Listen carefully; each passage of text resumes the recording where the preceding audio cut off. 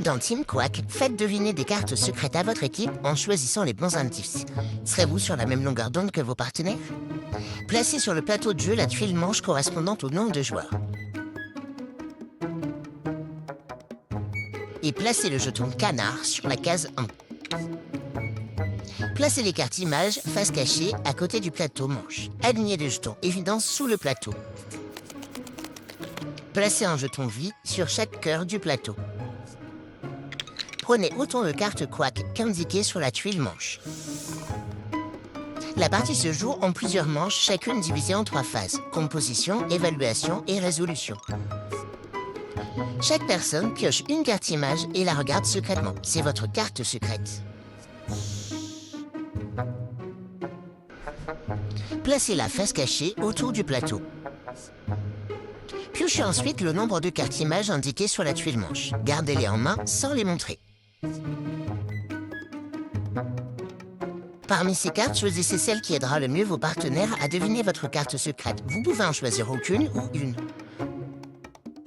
Placez votre carte indice face cachée devant vous, puis passez votre main à la personne située à votre gauche. Répétez cette étape jusqu'à ce que chaque main ait fait un tour complet. Vous n'êtes pas obligé de choisir une carte à chaque fois, mais si la dernière main arrive et que vous n'avez encore rien pris, vous devez cette fois en sélectionner une. Remettez les cartes restantes sous la pioche. Durant la phase d'évaluation, tout le monde évalue à quel point sa carte secrète est évidente à deviner grâce aux indices choisis. Cette estimation s'exprime par une note entre 0 et 10. Placez le jeton évidence correspondant sur vos cartes indices.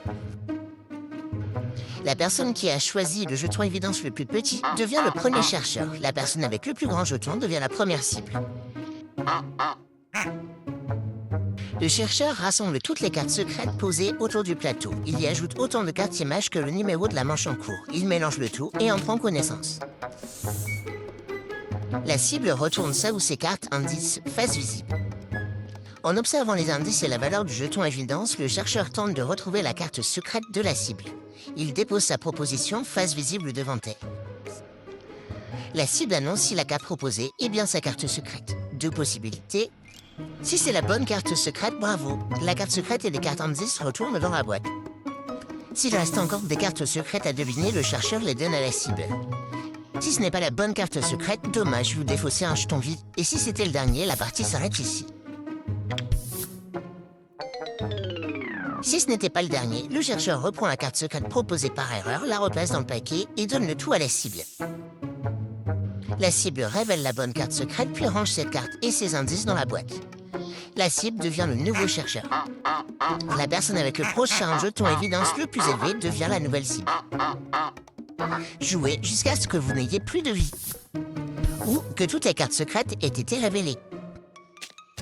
S'il vous reste au moins un jeton vie et que toutes les cartes secrètes ont été révélées, vous pouvez commencer une nouvelle manche. Toutes les cartes utilisées durant la phase de résolution retournent dans la boîte. Remettez les jetons évidence sous le plateau. Avancez le canard d'une case. Et obtenez un bonus de fin de manche ou une médaille. Puis reprenez les phases A, B et C. À la fin de chaque manche, vous gagnez soit un bonus, soit une médaille.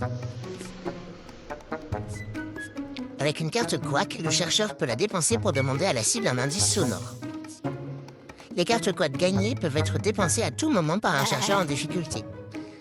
Avec un cœur, vous gagnez un jeton vie supplémentaire. La partie s'arrête si vous perdez votre dernier jeton vie. Ou si vous atteignez la dernière manche. Consultez alors le symbole à gauche du jeton canard pour découvrir votre résultat final.